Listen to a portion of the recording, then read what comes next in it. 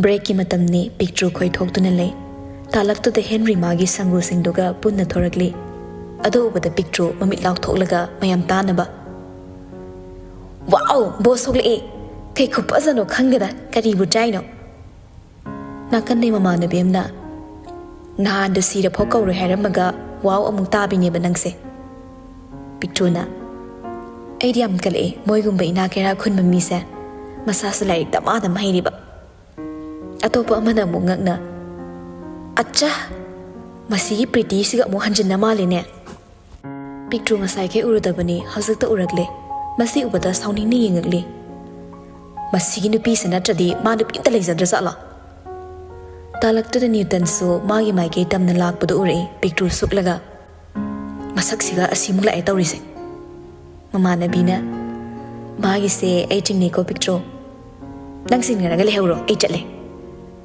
Newton su picture changki doi mo ong ubada khonglei thuna lakpani ngai kho picture hanna phau yenglam lambanate mi usittabadi kari da hairuni adu ubada Newton na masi huran bisidi picture phatlai tho yengai aduga sauna classroom da prapap changki asumna matam hawkibana school suti tharakpagi mayam da marang thorakli Henry di tasing na thembi kana no haiba masa khangdaba gum leikre mi thamoi bo asuk thina sanari ba makse karamba amo kari lakhine haiba de khangdre nga ki nungai bana apuna duna chatki bagum tawri thembi to min na magi mapa lak pangai madu ubade Henry na thembi mamai le thoklaga leiri nakanda usilak patawduna khumlei tai hoi khangi nangna ibu kyam waroram gani haiba ngasai wai singdo ai makhata ba nangde ngasai thembi do magi mapa ubade tumina tuma kari sairam da chatkre Henry mana sengdong ingni bado nang hodana lepaga lei thembi mata ubada nungai traba James ka zoni gana minai nang papti so impuni bo no mari regret so icharakhine ba Henry thawa sadana taning de phasana haina ra tawu poni ma kai su khalamoi da Johnny na picture na kamai tawba amadu da pithokrani adum taning de ko mai mitsna baga ini I kari ngi sida Johnny na ngai ko ne moi tei singse kai da sok sano kem ta taw da male James na nagi na ya do bok thudik virama da Johnny na nangi na me chong thok toy tawri de James magi asopa na basing do utuna leiri mayam sidai hi na sokliba kai base Henry ga Newton gani ani dudi tasing na thomdat na kre amana amade henjin na dana Henry na amadu masaga son do ga malaga khukna mani mo masaru gym chatro ke nong tawine matrang ga kai nakan dei rokina sauna James ta khuttilaga nang nga sa ai gi ya da kin de thilakpada ya ma ken kre mathang gi ngai ni na si hairaga hoba ya do lei adu ubada hum du dokpada loire amuk toiba ina duna lei makhoi khakna tre haibasida kanemta khandabu ma ongni makhoina noktuna leiringi talaktuda picture cycle inthoklaga tholei magi tungdana Newton inarakli cycle gi maningda tap phai aduga hairei ngai kho picture do sarap nairei kaigino wari khra sakise ngamarai kananom ga sawo music tabam tongnu ko Newton nokle karim dana ibem hanang ai nongana pa mi nungsi hairoi kaiso phagat kano nasap tuga adha da leramba mayam do uba haidu da wa noklei picture da yeng dana Henry hoisu lei thokle yenglakpada tormi bodo ubada masado sauningle kutum chi na tasilaga phuragi matagum changsin gi tawi James na Haurabra jealous kaba adumai tawdong sarukti koyu haisu yade soirudaba makoini Johnny na changsalunu ko angang sina mamai do amu makhata na thogai jaraksani Henry do changsin bayadre idi karabani tumin lepaga le picture na maya marks da nang na ibu ikai ba piraga nungari ba sikaino Newton ngangi du tade magi thokpa khumlei ai su khangi nang na ubo khudingi chele do aina nang pa me khan loi natro nappa atang sana da haisu sal taning de Shri hainaga cycle to in bawi adubu Newton na amuk thatlaga Narosingo, nang crorepati boss ka. Ma ke dore habano. Ma ga nanga kari mari lenege. Oh, nangi sisu ai pambai oiramni khangi. Mingonda loina haidoke. Si hainaga picture do koi lawi. Ho Newton ai pame haye kana no tahawro. Newton mami law tholaga. Kaino ai nang spam pam di adumai ga torokano he. Picture cycle thodoknaba kanna torakli. Newton se subminare. Ngai khome ai kenom ta hangiba phasana sidang pa khompiramu. Inarakano haibani ko. Mina mu koina ba malani. Ai saujaraksani. Boss ka nanga singma mari leina daro. Lehoro haibane. Asing bhairo natradi chatpe azare. Oh yam thikna nakpa mari ne. Nan khangbana te. Hando se chatke. Si hainaga cycle do thoraga prabab chatkre. Newton suklaga. As vitka de. Ani sibulo na koina rizalo. Koira so paile ten takti. Talak to the Henry ga amu mayok nare. Henry di Newton ba funing mana makutto maring ring satlabani. James na Rocky do onsilaga. Hayeng ga makha ta kisairo. Rocky Newton de suklap tora yingi.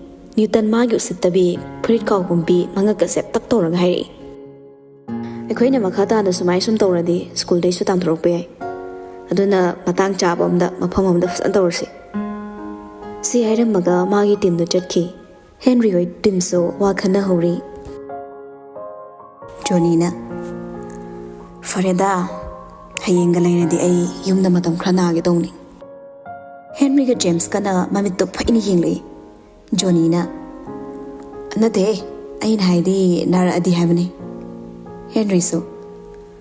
Farele panaso. Kora lainaga music electradi ne naige. Hayeng ga tora ba mai se green ga nate. Blue black pop na makarak pusu ye.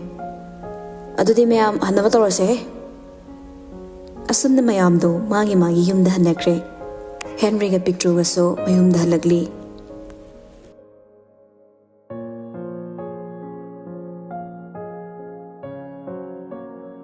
Somda na thembi do yum hek yobaga. Tumin na ka manung na chanki waga matangang lamdi. Matau do bada mapana karigumba kradi leire haiba khangbadai. Thembi su phamung di hiplaga kaptuna leirammi. Madu ubada pakhatna. Thoibi kadore na. Thembi mamai de chotli basingdo nakande towel ama tap puraga taithoi. Aduga wa amatangang de tumin luk tharaga lei. Babada fasana ningthizana kari tawrage haibado mayik singna hayo. Ngasi phawbada isagi apamba aningbada thungallaga lakli. Jagi mittagi pi tabase baba yingba ngamdene. Thembi kappaga mapada konsulei. Baba ai yam nungaiti. Ai nungaitaba kaya mase. Kari tawraga kokani ai khangtre. Wadu karino haiba mayik singna hayone. School da makhoi amatana aibu se thawaina amatta khanbide. Aibu uraga karimna na noktuna ikaiba piba su makhoi kaya ne. Masida natana aina maru aina khanjaba mi kaya nasu. Aibu si haraga amuka pai. Machagi matau do nungaitana. Isada thumna taroliba misakto kanano hayo. Ai hojik mangne nakhoi principal da call toge. Kana no. Nate baba. Adumai tobigano. High school stay to okay. Karino, nang nahari dabo. Hojik nang school toy luhongba yaba kansu oide. Adugi chana tasing na mag school sida tamma pamdrabadi. Ipa haying mag transfer certificate lawthoke. Thembi sunga kari tawsige khalle. Baba, aina adumna tawrandi mini hena lana khangadaw male. Boss hairiba anganga do ipaga mungtang wari fasana sage. Se kari mata khangano. Nang na adumna sonthabagini ne mina nawando sitribado. Masi nang kari gi khangdribano.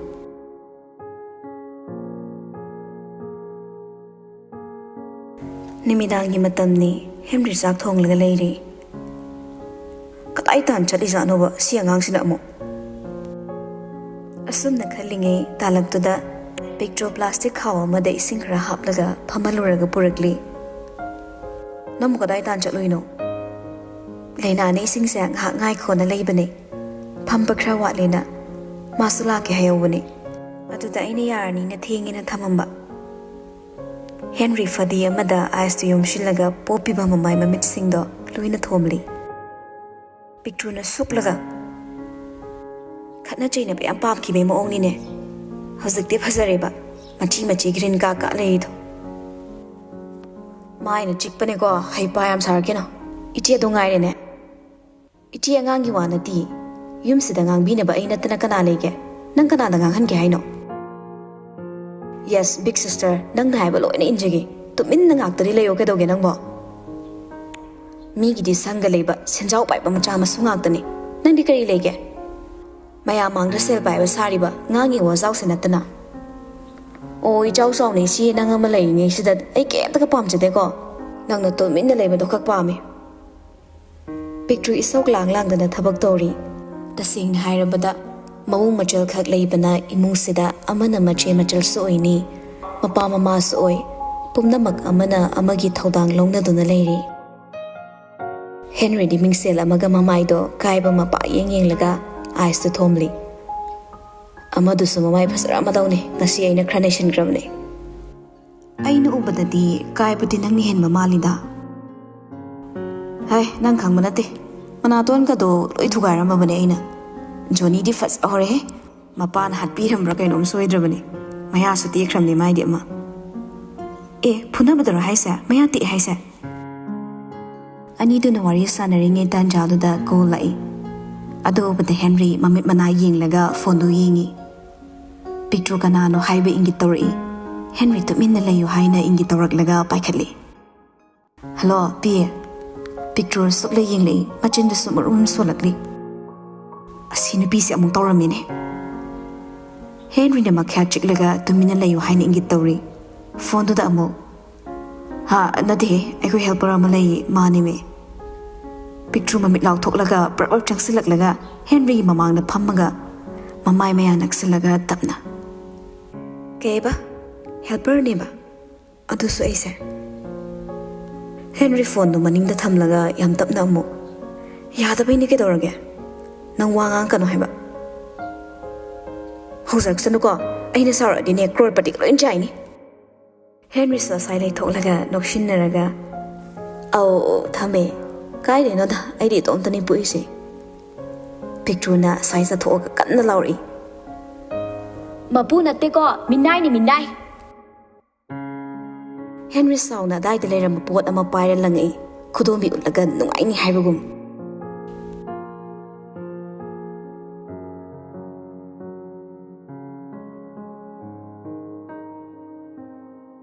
Asumna numitto masu hawkirami mathangi numitni. Ngantan hawgatlaga mawung machal ani do kari tawba yaba haina thaba inkhang hek tawraga leiri. Pumnamak loiraba tungde school dress loishillaga chatnama tawragli. Henry gi masa hainingdaba mataw ubada. Nada kidawrage nasa nungaitabra. Da sawado mangonda thabak hangmani. Mana thabak leiri na hai. Ai hayeng dere kanom chatpa hawda yaroi. Dada exam maya su naksila e noi form fill up kido khra watli haiba taine. Henry tapna sor asang ma mohon doi. Mana haining tan lairi bawado haida yada banan tapna. Ngasine last it aina masina wanda haining daba. So mistress se aina piba pamdo. Picture yam nungai tana. Aingonda haida di kana da hairuge haino. Dada nang chak se khra chana ba dose. Dada chaning dreda nang cha thoko puksi than gat padong na tawi ke gino se leita bera dada na chak sa roi ni haise wakhal se amarom na chatki batare khanna Henry machal gi nungai tabado khra do ina suphana ba phagi tawragli ai da chapot oi honarurage picture pairaga adai di chin se phairing turing torani hey masidi nong phado ke nom chawsina cam solution doringe Dada ai khangi ko nang na che pretty daga thadari ba sel do hiring haidabani taseng na makso manusari ba tori ba gapsing sina sel ting da su ya da ba maramna nupi de di later makso sel khat thadabari tori ani do cycle thoraga thoragle school tamna Classroom manungdani Henry ubada Johnny na handak se kay leizano yang man khalai Henry no on thoklaga Wednesday ni date labor ngase Johnny na sia date labor kai ne ibo na ngama James na ngai khomta atai lari yumda kamai toge nengara Johnny soklaga kamai to bonati ngai khoi pop no ubada loi khre lok up ta thamjani ga hai matung toradi ga adai de aisu ya hoba se ut ke toramani adum ki dana hai jadre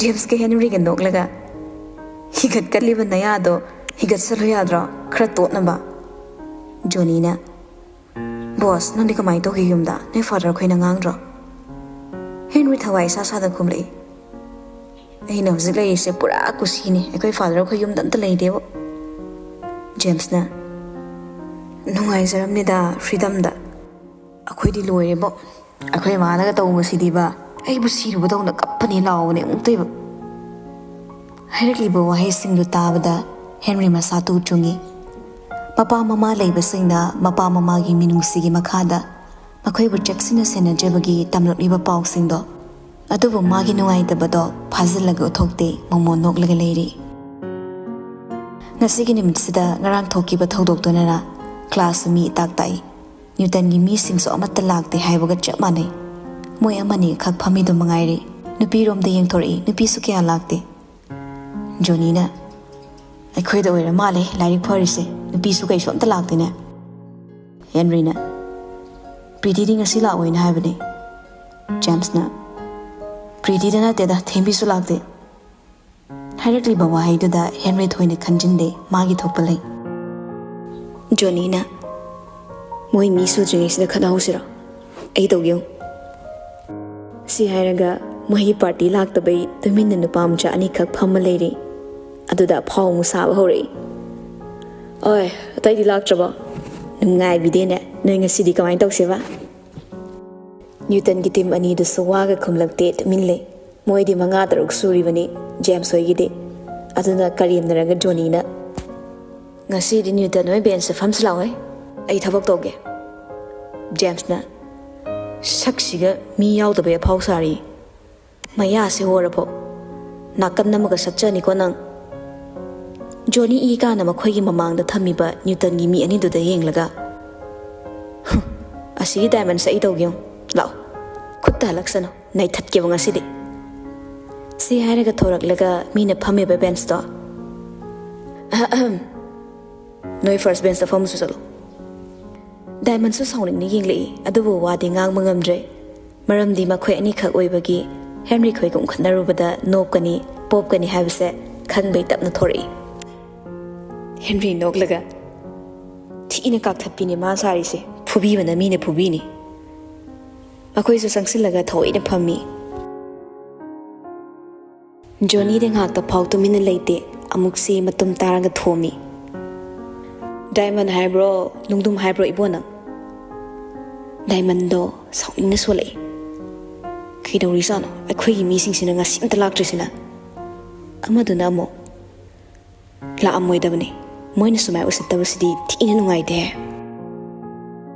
hainiringe tanja sida Newton urei ma ubada nga side tuk thar lerambani do thongna lakpagumna Johnny khoida mamit khani yingli Johnny hoidi khangba jana te phu hogala damka ga dori sia mamit ka yingli ne namito kho makhata di chaplepi classroom manung de Newton chenga po obada pakhalap toraga nakan na family ba James ke Henry ga da yingli Diamond akho po ng ngang dori la one kari ai gi mit ke dong ne ba Newton mana classroom de chenga pada makhai bench da Henry khoina phamlam bu obada yam mun ne yingli kaisu leiba wana te atopa amada changsilaga phambasu yabani adubu empty oiraga yengnabaduna leiba maramna changsilaga magi hainabi dahori sida kana famu haige ngasaide kithi ki rom torambani da masong fatna Newton gi maning de lepai directly ba matau singsu ubada Johnny ki aptong na soli pili he aidi saine khangabani si thokane haise James na mabit phaini yenglei adu ubata Johnny na amuk sukan masaraga ꯑꯩ ꯇꯧꯒꯦꯅꯦ ꯖꯦꯝꯁꯇ ꯇꯞꯅ ꯃꯅꯤꯡ ꯕꯦꯟꯁꯁꯦ ꯌꯥꯝ ꯍꯥꯡꯉꯤ ꯑꯁꯣꯝꯗ ꯐꯝꯕꯁꯨ ꯌꯥꯅꯤ ꯅ꯭ꯌꯨꯇꯟꯗ ꯈꯣꯟꯀꯠꯂꯛꯅ ꯍꯥꯏꯔꯛꯏ ꯊꯣꯛꯑꯗꯤ ꯀꯣꯛꯊꯣꯛꯑꯣ ꯖꯦꯝꯁꯁꯨ ꯈꯠꯅ ꯆꯩꯅꯕꯗꯨ ꯀꯌꯥ ꯊꯣꯛꯍꯟꯕ ꯄꯥꯝꯗꯕꯒ ꯖꯣꯅꯤꯒ ꯑꯅꯤꯗꯣ ꯍꯧꯒꯠꯀꯦ ꯇꯧꯏ ꯍꯦꯟꯔꯤꯅ ꯇꯥꯞ ꯐꯥꯏ ꯑꯗꯨꯒ ꯃꯁꯤ ꯁ꯭ꯀꯨꯜꯅꯤ ꯁꯥꯇ꯭ꯔ ꯃꯌꯥꯝꯒꯤ ꯃꯄꯥꯅ ꯅꯪꯒꯤꯗꯃꯛ ꯊꯝꯕ ꯃꯌꯨꯝꯅꯤ ꯈꯜꯂꯨꯔꯕꯣ ꯕꯦꯟꯁꯁꯤꯗ ꯅꯪꯒꯤ ꯃꯃꯤꯡꯒ ꯊꯥꯔꯒ ꯊꯝꯕ꯭ꯔꯣ ꯐꯝꯕ ꯌꯥꯗꯦꯅ ꯅ꯭ꯌꯨꯇꯟ ꯁꯥꯎꯅꯤꯡꯅ ꯂꯩꯔꯤꯕ ꯕꯦꯒꯁꯤꯡꯗꯣ ꯇꯥꯞ ꯄꯥꯏꯔꯒ ꯂꯪꯒꯦ ꯇꯧꯏ ꯑꯗꯨꯕꯨ ꯍꯦꯟꯔꯤꯅ ꯇꯥꯞ ꯐꯥꯔꯒ ꯂꯥꯛꯇꯅ ꯏꯟꯊꯣꯛꯏ ꯉꯁꯥꯏꯗꯒꯤ ꯁꯪꯒꯠꯅꯗꯨꯅ ꯂꯩꯔꯝꯕ ꯁꯤꯡꯗꯣ ꯑꯩꯈꯣꯏ ꯃꯁꯦꯟ ꯎꯅꯕ ꯌꯥꯗꯕꯒꯨꯝ ꯐꯨꯒꯥꯏꯅꯕ ꯍꯧꯔꯛꯂꯤ ꯗꯥꯏꯃꯟꯁꯨ ꯉꯁꯥꯏꯗꯒꯤ ꯖꯣꯅꯤ ꯐꯨꯅꯤꯡꯉ ꯂꯩꯕꯒ ꯃꯃꯥꯏꯗ ꯀꯤꯟꯅ ꯊꯤꯜꯂꯛꯏ ꯖꯣꯅꯤꯁꯨ ꯍꯟꯗꯦ ꯃꯈꯨꯠ ꯌꯥꯎꯁꯤꯜꯂꯛꯏ ꯌꯥꯗꯒꯗꯤ ꯑꯀꯟ ꯁꯥꯔꯛꯀꯅꯨꯀꯣ ꯇꯤꯟ ꯆꯥꯈꯤꯕꯩ ꯈꯔ ꯁꯣꯟ ꯇꯧꯕꯁꯤꯗ ꯆꯤꯛꯊꯠꯆꯁꯅꯤ ꯗꯥꯏꯃꯟꯅ ꯆꯤꯈꯥꯏꯅꯁꯦ ꯍꯥꯏꯕ꯭ꯔꯣ ꯖꯣꯅꯤ ꯗꯥꯏꯃꯟꯒꯤ ꯃꯅꯥ ꯑꯅꯤꯗꯣ ꯆꯤꯡꯂꯒ ꯅꯝꯁꯤꯜꯂꯤ ꯃꯥꯅ ꯍꯦꯟꯅ ꯄꯥꯏꯕ ꯅꯨꯡꯉꯥꯏꯔꯤꯕ ꯑꯁꯤ ꯊꯥ ꯊꯥ ꯂꯥꯎꯕ ꯐꯟꯇꯛ ꯇꯧꯕ ꯃꯅꯥꯗꯨꯗꯅꯤ ꯖꯦꯝꯁꯁꯨ ꯃꯥꯒꯤ ꯄꯥꯔꯠꯅꯔ ꯑꯃꯒ ꯍꯦꯟꯔꯤꯁꯨ ꯅ꯭ꯌꯨꯇꯟꯅ ꯉꯔꯥꯡꯒꯤ ꯊꯧꯗꯣꯛꯇꯨꯗꯩ ꯍꯦꯟꯅ ꯐꯤꯕꯝ ꯁꯣꯛꯅ ꯐꯨꯅꯔꯛꯏ ꯑꯇꯩꯗꯤ ꯌꯥꯎꯁꯤꯟꯕ ꯇꯧꯗ꯭ꯔꯦ ꯅ꯭ꯌꯨꯇꯟꯒ ꯑꯅꯤꯗꯣ ꯅꯝꯅ ꯉꯥꯡꯅꯔꯛꯂꯤ ꯅꯪꯅ ꯇꯝꯃꯤꯕ ꯁ꯭ꯀꯨꯜꯁꯦ ꯀꯅꯥꯒꯤ ꯁ꯭ꯀꯨꯜꯅꯣ ꯁꯤ ꯅꯪ ꯈꯪꯗ꯭ꯔ ꯃꯥꯜꯂꯦꯅꯦ ꯍꯦꯟꯔꯤ ꯃꯌꯥ ꯆꯤꯛꯂꯒ ꯁꯥꯎꯅ ꯅꯣꯏ ꯅꯥꯄꯥꯅ ꯄ꯭ꯔꯤꯟꯁꯤꯄꯥꯜ ꯑꯣꯏꯔꯦ ꯀꯥꯏꯅ ꯏꯒꯣ ꯇꯧꯔꯤꯗꯣ ꯅꯪꯒꯨꯝꯕꯗꯤ ꯊꯨꯠ ꯂꯥꯎꯕ ꯃꯤꯅꯤ ꯀꯌꯥꯗ ꯂꯩꯌꯣ ꯍꯥꯏꯕꯅꯣ ꯅꯪ ꯋꯥꯍꯩꯁꯤꯡꯗꯨꯗ ꯍꯦꯟꯅ ꯁꯥꯎꯕ ꯍꯥꯞꯀꯠꯅꯕ ꯍꯥꯏꯗꯨ ꯑꯣꯏꯔꯦ ꯑꯃꯅ ꯑꯃꯗ ꯍꯦꯟꯅꯗꯤ ꯉꯁꯤꯅ ꯑꯃꯨꯛ ꯍꯦꯟꯅ ꯐꯤꯕꯝ ꯇꯥꯔꯛꯇꯕ ꯎꯕꯗ ꯃꯈꯣꯏꯅ ꯑꯣꯖꯥ ꯀꯧꯔꯒ ꯈꯥꯝꯗꯣꯛꯏ ꯀꯅꯥꯒꯤ ꯐꯨꯔꯤꯠꯀꯤ ꯀꯨꯗꯥꯝꯒ ꯂꯣꯏꯅꯃꯛ ꯇꯠꯄꯤꯅꯤ ꯏ ꯇꯥꯕꯤꯅꯤ ꯇꯧꯔꯛꯂꯤꯕꯁꯤ ꯎꯕꯗ ꯃꯈꯣꯏ ꯇꯔꯨꯛꯄꯨ ꯃꯄꯥꯜꯗ ꯀꯧꯊꯣꯛꯂꯒ ꯑꯣꯖꯥꯁꯤꯡꯅ ꯐꯨꯕ ꯍꯧꯔꯛꯂꯤ ꯍꯧꯖꯤꯛꯃꯛ ꯅꯪꯒꯤ ꯄꯦꯔꯦꯟꯁꯁꯤꯡꯗꯣ ꯀꯧ ꯑꯩꯈꯣꯏꯅ ꯐꯔꯛꯀꯗ꯭ꯔꯥ ꯌꯦꯡꯕꯅꯦ ꯅꯣꯡꯃꯒꯤ ꯐꯤꯕꯝ ꯆꯥꯔꯛꯑꯣꯏꯗꯣꯔꯤ ꯄ꯭ꯔꯤꯟꯁꯤꯄꯥꯜꯗꯤ ꯅ꯭ꯌꯨꯇꯟ ꯎꯕꯗ ꯌꯥꯝ ꯁꯥꯎꯅꯤꯡꯂꯦ ꯃꯥꯅ ꯈꯜꯂꯨꯕꯒ ꯇꯧꯊꯣꯔꯛꯏꯕꯁꯤꯒ ꯁ꯭ꯀꯨꯜꯁꯤꯗꯁꯨ ꯃꯥꯅ ꯂꯧꯊꯣꯛꯂꯒ ꯊꯝꯍꯟꯈꯤꯕꯅꯤ ꯃꯁꯤꯅ ꯍꯦꯟꯅ ꯃꯥ ꯁꯥꯎꯅꯤꯡꯂꯦ ꯑꯗꯨꯕꯨ ꯃꯈꯣꯏꯒꯤ ꯄꯦꯔꯦꯟꯁꯁꯤꯡ ꯀꯧꯕ ꯍꯥꯏꯕꯁꯦ ꯃꯥꯒꯤꯁꯦ ꯏꯖꯠꯀꯤ ꯑꯣꯏꯕ ꯋꯥꯐꯝꯅꯤ ꯃꯁꯤꯅ ꯃꯥꯅ ꯐꯨꯔꯒ ꯋꯥꯔꯛꯅꯕ ꯑꯣꯏꯅ ꯇꯧꯔꯛꯂꯤ ꯐꯨꯔꯕꯁꯤ ꯐꯥꯎꯕ ꯍꯟꯅꯗꯦ ꯅꯨꯄꯥꯃꯆꯥꯁꯤꯡꯗꯣ ꯍꯦꯟꯅ ꯊꯔꯨꯝ ꯄꯨꯅꯗꯨꯅ ꯑꯣꯖꯥꯁꯤꯡꯒꯤ ꯃꯃꯥꯡꯗ ꯑꯋꯥꯏ ꯑꯈꯨꯝ ꯇꯧꯅꯔꯛꯂꯤ ꯃꯥꯅ ꯍꯧꯕꯅꯤ ꯃꯥꯅ ꯑꯁꯨꯝꯅ ꯇꯧꯕꯅꯤ ꯍꯥꯏꯅ ꯑꯗꯨꯕꯨ ꯄ꯭ꯔꯤꯟꯁꯤꯄꯥꯜꯅ ꯍꯦꯟꯔꯤꯁꯤ ꯍꯥꯟꯅꯗꯩ ꯈꯔ ꯁꯥꯎꯅꯤꯡꯗꯨꯅ ꯂꯩꯕꯅꯤ ꯃꯔꯝꯗꯤ ꯃꯥꯒꯤ ꯃꯆꯥꯅ ꯈꯠꯅꯔꯤꯕꯁꯦ ꯍꯦꯟꯔꯤꯒꯤ ꯃꯔꯝꯗꯩ ꯉꯥꯛꯇꯅꯤ ꯍꯥꯏꯕꯁꯤꯅ ꯃꯆꯥꯒꯤ ꯑꯁꯣꯏꯕ ꯌꯦꯡꯗꯅ ꯃꯕꯨꯛ ꯐꯠꯇꯕ ꯃꯤ ꯑꯃꯒꯨꯝ ꯍꯦꯟꯔꯤ ꯅꯪꯒꯤ ꯄꯦꯔꯦꯟꯁ ꯍꯧꯖꯤꯛꯃꯛ ꯀꯣꯜ ꯇꯧꯗꯨꯅꯀꯣ ꯍꯦꯟꯔꯤ ꯉꯛꯅ ꯄ꯭ꯔꯤꯟꯁꯤꯄꯥꯜꯗ ꯌꯦꯡꯂꯛꯏ ꯃꯥ ꯈꯛꯇꯅ ꯑꯇꯝꯅꯅ ꯍꯥꯏꯔꯛꯄꯁꯤꯗ ꯑꯇꯩꯁꯤꯡꯗꯨꯁꯨ ꯃꯉꯥꯏ ꯉꯛꯅ ꯌꯦꯡꯉꯛꯂꯤ ꯅ꯭ꯌꯨꯇꯟꯗꯤ ꯃꯉꯛꯀꯗꯨ ꯊꯦꯠꯀꯠꯂꯒ ꯄ꯭ꯔꯤꯟꯁꯤꯄꯥꯜꯒꯤ ꯃꯆꯥꯅꯤ ꯍꯥꯏꯕꯒꯤ ꯃꯇꯥꯒꯨꯝ ꯍꯦꯟꯅ ꯆꯥꯎꯊꯣꯛꯇꯨꯅ ꯎꯁꯤꯠꯇꯕ ꯇꯧꯔꯛꯂꯤ ꯃꯥꯅ ꯉꯁꯥꯏ ꯉꯥꯡꯈꯤꯕ ꯑꯗꯨꯃꯛ ꯆꯨꯝꯂꯦ ꯍꯥꯏꯕꯒꯨꯝꯅ ꯄ꯭ꯔꯤꯟꯁꯤꯄꯥꯜꯅ ꯍꯧꯖꯤꯛꯃꯛ ꯀꯧꯋꯣ ꯍꯦꯟꯔꯤ ꯇꯞꯅ ꯁꯥꯔ ꯀꯔꯤ ꯃꯔꯝꯒꯤꯅꯣ ꯑꯩꯅ ꯀꯧꯗꯣꯏꯁꯦ ꯃꯔꯝꯗꯣ ꯍꯥꯟꯅ ꯈꯪꯖꯕ ꯌꯥꯒꯗ꯭ꯔꯥ ꯈꯟꯅꯕꯒꯤ ꯑꯣꯏꯔꯗꯤ ꯈꯟꯅꯔꯤꯕꯁꯦ ꯏꯇꯣꯝꯇ ꯅꯠꯇꯕ꯭ꯔꯥ ꯈꯜꯂꯦ ꯑꯩꯅ ꯉꯥꯡꯉꯤꯁꯤꯗ ꯆꯤꯟꯊꯛꯇ ꯈꯨꯝꯃꯤꯗꯣ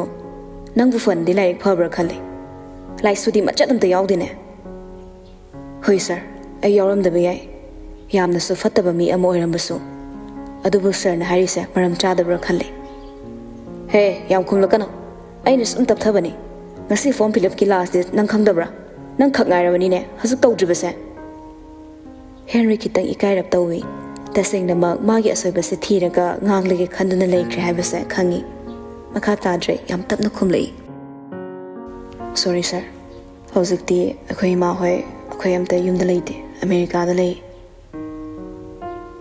ꯋꯥꯍꯩꯗꯨ ꯇꯥꯕꯗ ꯂꯩꯔꯤꯕ ꯑꯣꯖꯥꯁꯤꯡ ꯑꯃꯗꯤ ꯁꯥꯇ꯭ꯔꯁꯤꯡꯗꯨꯅ ꯃꯈꯣꯏꯒꯤ ꯋꯥꯈꯜꯗ ꯃꯥꯅ ꯉꯥꯡꯉꯤꯕꯁꯦ ꯀꯌꯥꯃꯨꯛ ꯆꯨꯝꯂꯝꯒꯅꯤ ꯍꯥꯏꯕꯗꯤ ꯈꯟꯖꯤꯜꯂꯨꯗꯦ ꯑꯣꯖꯥ ꯑꯃꯅ ꯑꯣ ꯅꯠꯇꯦ ꯅꯪꯅ ꯁꯤꯗ ꯀꯃꯥꯏꯅ ꯇꯝꯃꯝꯃꯤꯕ ꯅꯪꯗꯤ ꯑꯥꯗ ꯇꯝꯕꯩ ꯋꯥꯈꯜꯗꯤ ꯂꯩꯇ꯭ꯔꯣ ꯇꯥꯟꯖꯥ ꯆꯥꯅ ꯃꯥꯒꯤ ꯃꯆꯤꯟ ꯊꯤꯕꯤꯗꯣ ꯍꯧꯔꯛꯂꯤ ꯌꯥꯝ ꯀꯥꯛꯅ ꯁꯥꯔ ꯑꯩꯗꯤ ꯁꯤꯗꯅ ꯍꯦꯟꯅ ꯅꯨꯡꯉꯥꯏꯗ ꯑꯩꯈꯣꯏ ꯃꯣꯝꯅꯗꯤ ꯂꯟꯗꯟꯗ ꯇꯝꯃꯣꯅ ꯍꯥꯏꯕꯅꯤ ꯐꯥꯗꯔꯅ ꯑꯃꯦꯔꯤꯀꯥꯗ ꯇꯝꯃꯣ ꯍꯥꯏ ꯑꯅꯤꯗꯣ ꯁꯨꯝ ꯌꯦꯠꯅꯕꯗꯨꯗ ꯑꯩꯁꯨ ꯇꯜꯂꯕ ꯁꯤꯗ ꯑꯣꯏꯅ 12 ꯐꯥꯎꯗꯤ ꯂꯣꯏꯁꯤꯜꯂꯒ ꯑꯥꯎꯠꯁꯥꯏꯠ ꯑꯣꯏꯅ ꯆꯪꯂꯒꯦ ꯇꯧꯕ ꯄ꯭ꯔꯤꯟꯁꯤꯄꯥꯜꯒꯤ ꯃꯆꯥꯅꯤ ꯍꯥꯏꯅ ꯂꯩꯖꯔꯤꯕ ꯅ꯭ꯌꯨꯇꯟ ꯐꯥꯎ ꯍꯦꯟꯔꯤꯒꯤ ꯋꯥꯍꯩꯗꯨꯗ ꯈꯧꯇꯛ ꯁꯥꯏ ꯋꯥ ꯐꯥꯎ ꯍꯥꯏꯅꯤꯡꯗꯕꯒꯤ ꯐꯤꯕꯝꯗ ꯂꯥꯛꯏ ꯃꯌꯥꯝꯗ ꯂꯣꯏꯅ ꯀ꯭ꯂꯥꯁꯔꯨꯝꯗ ꯆꯪꯈ꯭ꯔꯦ ꯍꯦꯟꯔꯤ ꯀꯥꯎꯟꯇꯔꯗ ꯂꯥꯛꯏ ꯍꯦꯟꯔꯤ ꯉꯁꯤ ꯂꯥꯁ ꯗꯦꯠꯅꯦ ꯅꯪꯁꯨ ꯇꯧꯗ꯭ꯔꯤꯅꯦ ꯍꯦꯟꯔꯤ ꯃꯥꯒꯤ ꯄꯣꯀꯦꯠꯇꯣ ꯃꯥꯁꯤꯟꯅꯔꯛꯏ ꯑꯗꯨꯒ ꯃꯃꯤꯠꯇꯣ ꯂꯥꯎꯊꯣꯛꯂꯒ ꯑꯩꯒꯤ ꯋꯥꯂꯦꯠ ꯌꯥꯎꯔꯝꯗ꯭ꯔꯦ ATMꯁꯨ ꯌꯥꯎꯈꯤꯕꯅꯤꯅꯦ ꯄꯩꯁꯥ ꯁꯠꯇꯧꯅꯦ ꯑꯩꯗꯤ ꯀꯃꯥꯏꯅ ꯇꯧꯅꯤ ꯍꯦꯟꯔꯤꯒꯤ ꯋꯥꯍꯩꯗꯨꯗ ꯌꯥꯝ ꯊꯥꯖꯅ ꯄ꯭ꯔꯤꯟꯁꯤꯄꯥꯜꯅ ꯇꯥꯍꯧꯔꯤꯔꯣ ꯅꯠꯇ꯭ꯔꯒ ꯌꯨꯝꯗ ꯀꯥꯎꯍꯧꯔꯤꯔꯣ ATM ꯂꯨꯄꯥ ꯀꯌꯥꯃꯨꯛ ꯌꯥꯎꯈꯤꯒꯦ ꯑꯩꯒꯤ ꯍꯥꯟꯅꯗꯩ 5 ꯂꯥꯈꯃꯨꯛ ꯑꯗꯨꯒ ꯑꯩꯈꯣꯏ ꯐꯥꯗꯔꯅ ꯉꯔꯥꯡ 2 ꯂꯥꯈꯃꯨꯛ ꯊꯥꯔꯛꯄꯅꯤ ꯍꯦꯟꯔꯤꯒꯤ ꯁꯦꯝꯖꯤꯟ ꯁꯥꯖꯤꯟꯕ ꯋꯥꯍꯩ ꯃꯌꯥꯝꯁꯤꯗ ꯄꯪꯊꯔꯕ ꯑꯣꯖꯥꯁꯤꯡꯗꯨꯅ ꯑꯁ ꯌꯨꯝꯗ ꯑꯃꯨꯛꯇꯪꯒ ꯆꯦꯛ ꯇꯧ ꯐꯖꯅ ꯅꯠꯇꯦ ꯌꯨꯝꯗ ꯊꯕꯛ ꯀꯩꯀꯩ ꯇꯧꯒꯦꯅꯦ ꯅꯪꯕꯨ ꯁ꯭ꯀꯨꯜꯁꯦ ꯍꯦꯛ ꯊꯦꯡꯉꯤꯁꯤꯕꯣ ꯀꯗꯥꯏꯗꯩꯅꯣꯗ ꯃꯤꯅꯥ 50ꯃꯨꯛꯅꯤ ꯀꯅꯥꯒꯤ ꯆꯥꯛ ꯏꯁꯤꯡꯗꯤ ꯂꯥꯏꯗꯅ ꯈꯨꯖꯤꯟ ꯐꯦꯡꯕꯩ ꯃꯥꯏ ꯇꯥꯕꯩ ꯁꯝ ꯍꯥꯠꯄꯩ A to Zꯅꯤ